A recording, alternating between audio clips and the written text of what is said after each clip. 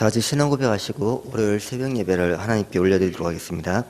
전능하사 천지를 만드신 하나님 아버지를 내가 믿사오며 그 외아들 우리 주 예수 그리스도를 믿사오니 이는 성령으로 잉태하사 동정녀 마리아에게 나시고 본디오 빌라도에게 고난을 받으사 십자가에 못 박혀 죽으시고 장사한 지 사흘 만에 죽은 자 가운데서 다시 살아나시며 하늘에 오르사 전능하신 하나님 우편에 앉아 계시다가 저리로서 산자와 죽은 자를 심판하러 오시리라. 성령을 믿사오며 거룩한 공예와 성도가 서로 교통하는 것과 죄를 사하여 주시는 것과 몸이 다시 사는 것과 영원히 사는 것을 믿사옵나이다. 아멘. 찬송가 315장 찬양하시겠습니다. 찬송가 315장입니다. 내 주 되신 주를 참 사랑하고 곧 그에게 죄를 다 고합니다. 큰 은혜를 주신 내 예수시니 이전보다 더욱 사랑합니다. 주 날 사랑하사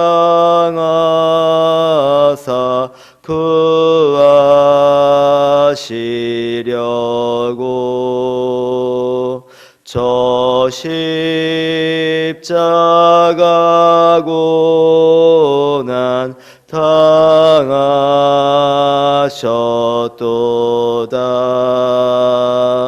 그 거시관 쓰신 내 주 배우니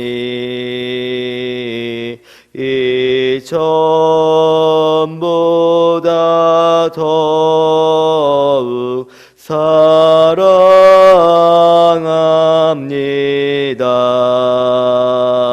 내 평생에 힘쓸 그 큰 의무는 주 예수의 덕을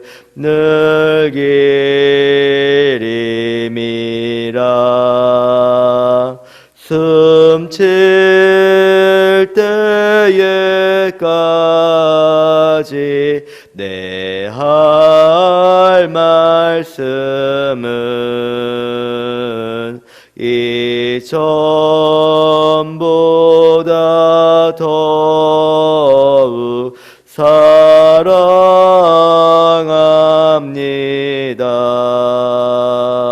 그 영광의 나라 나 들어가서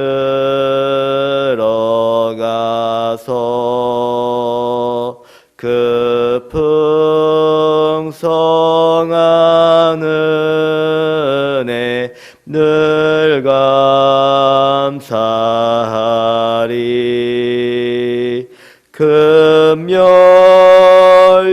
금멸유관 쓰고 나 찬송할 말 이전보다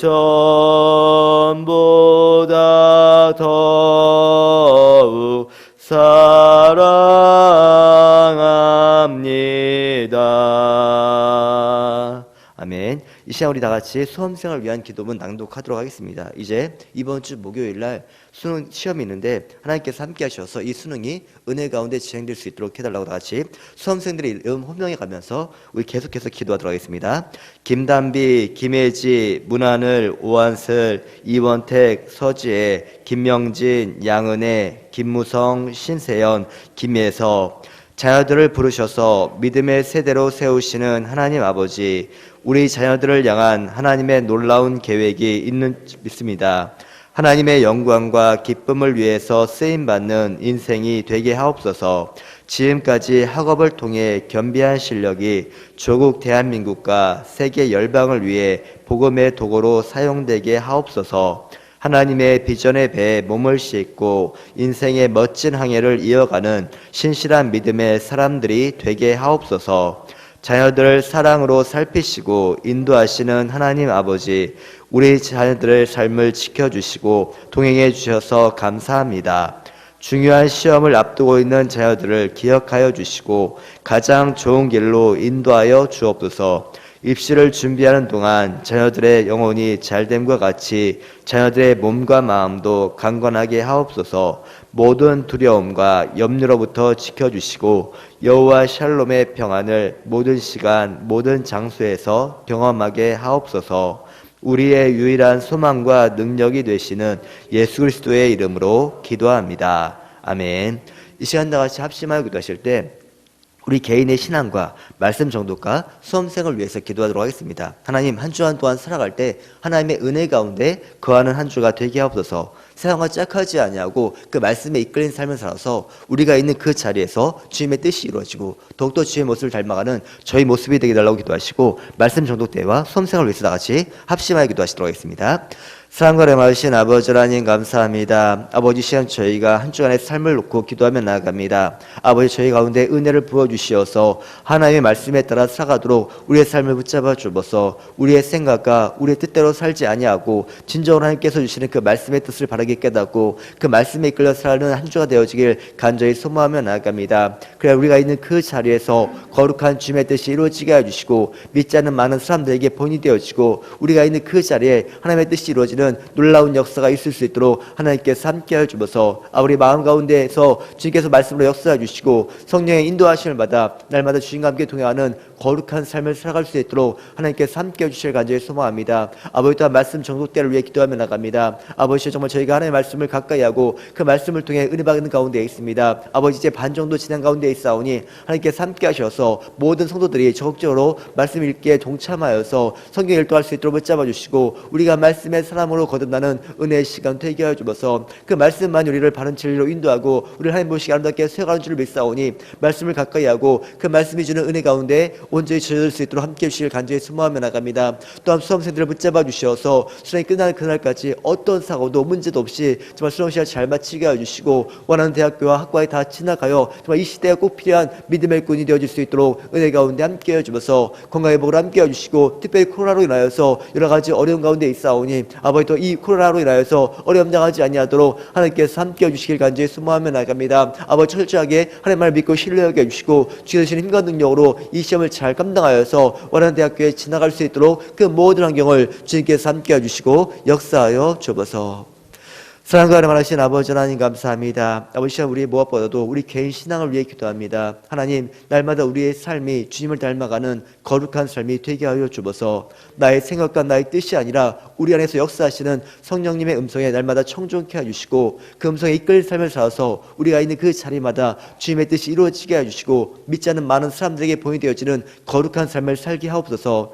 특별히 말씀 정독대를 위해 기도합니다. 아버지, 이번 기회를 통하여서 성경 일독할 수 있도록 하나님께서 은혜를 허락하여 주시고 말씀해 주는 기쁨과 은혜 가운데 충만하게 젖어드는 은혜의 시간 되게 하여 주셔서 말씀해 주는 아버지 그 달콤함이 무엇인지를 언제 깨달아 알게 해주시고 진정의 삶이 말씀으로 회복되어 주시고 거듭난 은혜가 있기를 간절히 소망합니다. 수험생들을 붙잡아 주셔서 수능이 끝나는 그날까지 코로나로 인하여서 어려움 당하지 않도록 붙잡아 주시고 좋은 결과를 얻어 원하는 대학교 학과에 지나갈 수 있도록 하나님께서 그 모든 과정을 인도하여 주셔서 이번 주 한 주 동안 마무리 잘할 수 있도록 붙잡아 주시고 최선의 결과로 하나님께 용들며 나가는 우리 모든 수험생들 될 수 있도록 은혜 가운데 함께 없어서 감사하며 거룩하신 예수님 이름으로 간절히 기도합니다. 아멘.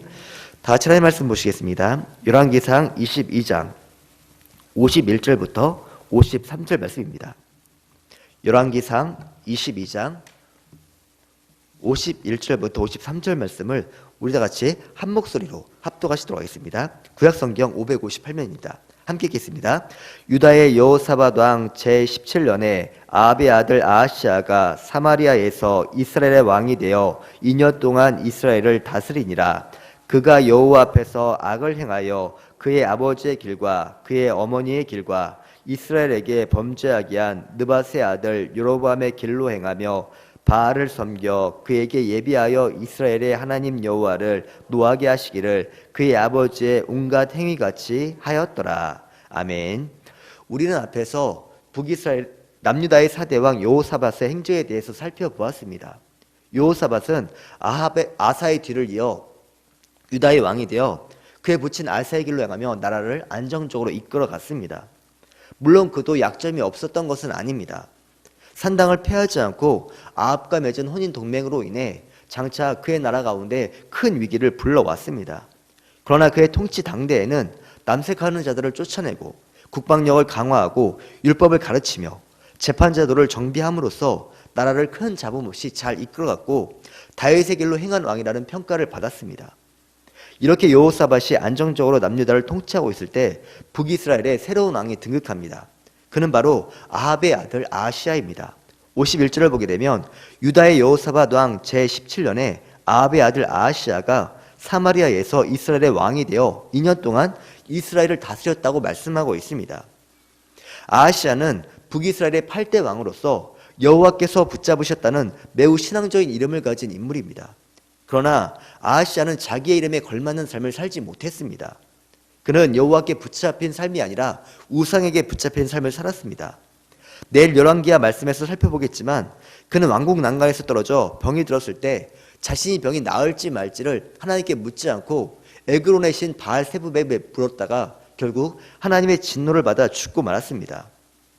그는 아람과의 전투에서 갑작스럽게 전사한 아합을 대신해 경황이 없는 중에 이스라엘의 왕으로 등극합니다. 하지만 그는 2년이라는 매우 짧은 시간 동안만 이스라엘을 다스렸습니다. 방금 언급한 대로 왕국 난간에서 떨어져 병을 얻은 후에 그 병이 낫지 않아 병사한 것입니다. 아하시아의 불행한 운명은 그의 삶과 결코 무관하지 않습니다. 우리 다 같이 52절과 53절 말씀을 함께 읽도록 하겠습니다. 52절 53절입니다.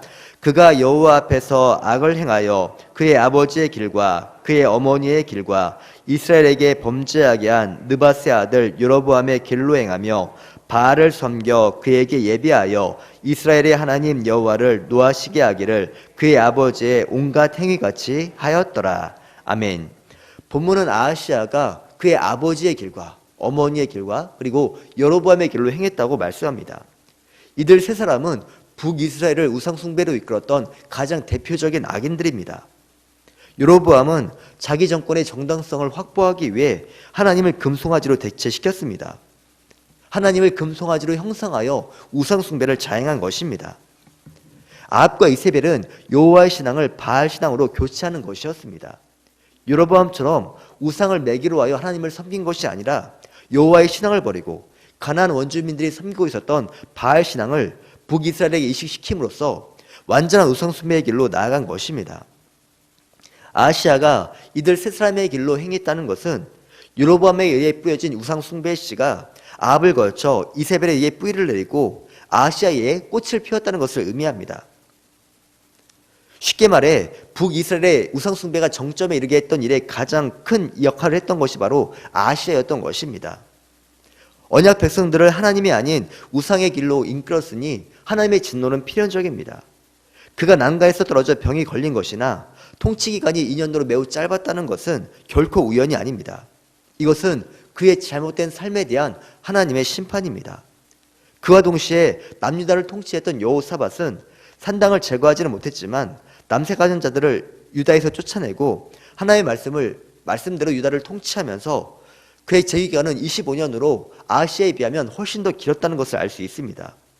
하지만 아하시아는 여로보암과 아합과 이세벨의 전철을 따라 우상숭배를 적극적으로 행함으로써 아합 왕가에 남겨진 하나님의 진노의 유산을 그대로 이어받았습니다.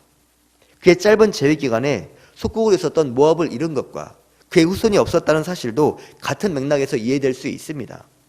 특별히 오늘 본문에서 우리가 주목해야 하는 것은 아하시아가 그의 어머니의 길로 행했다는 사실에 있습니다. 이것은 아하시아가 그의 어머니 이세벨로부터 받은 악영향을 강조하고 있습니다. 남과 북으로 갈라진 이스라엘 정통성은 남유다에 있지만 북이스라엘도 하나님의 언약 백성이라는 사실은 변하지 않습니다. 그런데 북이스라엘의 여호와 신앙을 철저하게 무너뜨린 인물이 바로 이세벨입니다. 그녀가 아합으로 하여금 북이스라엘의 바알과 아세라는 우상 숭배 정책을 펴는데 결정적인 역할을 했습니다. 그 결과 아합 시대에 악이 비약적인 발전을 이룹니다. 이세벨로 인해 북이스라엘의 여호와의 신앙은 거의 말살되다시피 했고 그녀로 인한 악영향은 아하시아에게 그대로 계승되었던 것입니다. 아하시아가 이세벨의 영향을 받았다는 사실은 죄가 가져오는 무서운 파괴력을 우리에게 잘 보여주고 있습니다. 바알 숭배자였던 이세벨의 악영향은 그녀 개인의 문제로 끝나지 않았습니다. 아합 뒤에서 우상 숭배를 조장함으로써 북이스라엘에게 큰 해악을 끼쳤고 그녀의 딸이었던 아달랴는 남유다의 여호사밧의 아들 요로암에게 시집가서 남한국도 우상의 소굴로 만들어 버렸습니다. 이것이 죄가 초래하는 파괴적인 결과입니다. 죄로 인한 파급력은 우리가 생각하는 것보다 훨씬 더 빠르고 급속하게 퍼져나갑니다. 산불이 바람에 의해 순식간에 번지는 것처럼 죄도 마찬가지입니다. 그렇기 때문에 죄를 절대로 만만하게 보거나 소홀히 여겨서는 안 됩니다. 아무리 작은 죄를 할지라도 그 죄를 심각하게 여겨야 되고 반드시 회개하고 돌이켜 죄를 근절시켜야 하는 것입니다. 그것이 개인과 그가 속한 공동체를 지키는 유일한 방법입니다. 만약에 작은 죄라고 간과하거나 대수롭지 않게 여기게 되면 그 죄로 인한 무서운 결과를 초래하게 됩니다. 죄의 결과가 무엇이겠습니까? 그것은 바로 하나님의 진노와 심판입니다. 하나님은 죄를 회개하고 그 죄를 돌이키는 사람에게는 무한한 은혜를 베풀어 주십니다. 설령 과거에 그가 상습적으로 말씀을 거역하고 악을 일삼는 악인 일을 할지라도 진심으로 죄를 자복하고 뉘우치면 그에게 긍휼을 베풀어 주십니다. 북이스라엘 역사상 가장 악한 왕으로 꼽히고 있던 아합이 엘리야로부터 심판의 메시지를 들었을 때 회개하고 그가 하나님께로부터 죄로부터 돌이키자 하나님은 그에게 내리시고 있던 죄를 유보시키는 사실이 이런 것을 뒷받침하고 있습니다. 그러나 끝내 회개를 거부하면 하나님의 심판을 피하지 못합니다. 하나님의 뜻을 어기고 일반 병사로 변장한 후에 전쟁에 참여했던 아합이 무명의 궁사가 쏜 화살에 맞아 죽었다는 사실이 이런 사실을 뒷받침하고 있습니다. 열왕기서 저자가 본문을 통해 말하고 싶었던 것은 북이스라엘이 하나님의 심판을 받아 멸망할 수밖에 없었던 당위성을 알리는 데 있습니다. 하나님을 버리고 우상을 쫓아가는 인생이 어떻게 잘 될 수가 있겠습니까? 일시적으로는 번영을 누리고 승승장구하는 것처럼 보일 수 있습니다. 그러나 악인의 번영은 결코 오래 지속되지 않습니다. 왜냐하면 그 모든 행위를 지켜보시는 하나님께서 때가 되면 그에 대한 심판을 내리시기 때문입니다. 남유다와 북이스라엘의 운명은 지도자의 통치 역량에 달려있지 않고 하나님과의 맺은 언약에 달려 있습니다. 하나님께서 시내산에서 이스라엘과 맺은 언약의 핵심은 말씀에 따라 순종하는 것입니다. 순종하기만 하면 하나님께 약속한 복을 누리는 것이고 그렇지 않으면 그에 대한 심판을 받을 수밖에 없습니다. 열왕기서는 이스라엘 왕들이 하나님의 말씀을 어떻게 대했는지를 기준으로 그들을 평가합니다. 말씀에 순종한 왕들은 다윗의 길로 행한 선한 왕이고 불순종한 왕은 여로보암과 아합의 길로 행한 악한 왕입니다. 그러니 하나님께서 주신 말씀을 거역하고 불순종한 왕들의 결망이 하나같이 비극으로 끝날 수밖에 없었던 것입니다. 아하시아는 그의 아버지 아합의 길과 어머니의 길과 이스라엘을 우상 숭배로 이끌었던 느밧의 아들 여로보암의 길로 행했다고 말씀합니다. 북이스라엘의 참된 왕이요 주인이신 하나님을 버리고 우상을 따라갔으니 이제 하나님의 진노와 심판은 시간 문제입니다. 오늘 본문은 우리에게 여호와 하나님 한 분만을 사랑하고 그분만을 섬겨야 한다는 사실을 말씀해 주고 있습니다. 신자들 가운데 이 사실을 모르는 신자는 단 한 명도 없습니다. 신자 하나님만을 사랑하고 섬겨야 된다는 것은 너무나도 당연한 기본적인 기초 상식입니다. 그러나 아는 것과 아는 것을 실천하는 것은 별개의 문제입니다. 왜냐하면 아는 대로 실천하는 것이 말처럼 쉬운 일이 아니기 때문입니다. 이것은 우리 삶의 내용만 보더라도 금방 알 수가 있습니다. 오늘 우리에게 주어진 하루와 지나간 날을 한번 돌이켜 보십시오. 내가 하나님의 말씀대로 열심히 순종하며 살았다는 생각을 하십니까? 아니면 순종보다는 불순종이 더 많았다고 생각하십니까? 대부분의 경우 순종보다 불순종이 많았다는 사실을 인정하지 않을 수가 없습니다. 또한 우리의 최고 관심이 어디에 가 있고 나의 시간과 에너지를 어디에 투자하고 있는지를 한번 생각해 보십시오. 그 대상이 하나님이 아닌 경우가 허다합니다. 그게 자녀가 될 수도 있고 재물이 될 수도 있고 세상적인 성공과 번영일 수도 있습니다. 하나님이 아닌 세상의 것들로 우리의 마음이 가득하다는 사실을 우리는 인정해야 합니다. 그러니 우리가 하나님만을 가장 사랑하고 그분의 뜻에 따라 산다고 자신 있게 말할 수가 없습니다. 순간순간 하나님이 아닌 세상으로 길어지는 우리의 본 모습이기 때문에 하나님을 온전히 사랑하고 섬긴다는 것이 쉬운 것처럼 보여도 결국 그렇지가 않은 것입니다. 우리가 하나님만을 사랑하고 말씀대로 순종하기 위해서는 날마다 하나님의 은혜를 우리가 구해야 됩니다. 우리가 가진 힘만으로는 절대로 주님 보시기에 온전한 모습으로 살지는 못합니다. 비록 우리가 하나님의 은혜로 믿음으로 말미암아 구원받기는 했지만 우리는 여전히 육체라는 한계 안에 갇혀 있습니다. 우리의 속사람은 구원받았지만 아직 우리의 육신은 구원받지 못한 상태에 있습니다.